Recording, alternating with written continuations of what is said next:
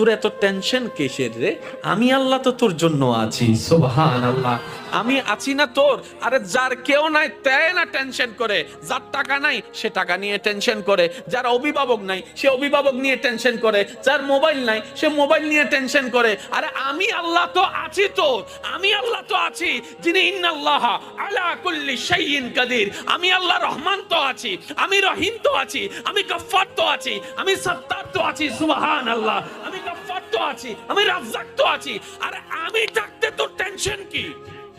বান্দা বলে যে কথা তো ঠিক, যার নাই সে এনে টেনশন করে। আমার আল্লাহ যদি আমার থাকে, আমার তো টেনশন করার দরকার। তার মানে আমি এতদিন টেনশন করেছি, আসলে আমি আমার আল্লাহকে রাখতে জানি নাই। আমি আমার আল্লাহকে রাখতে জানি, আমি আমার আল্লাহকে ধরে রাখার মতো ধরে রাখতে জানি নাই, যার কারণে তো টেনশন আমাকে স্পর্শ করেছে।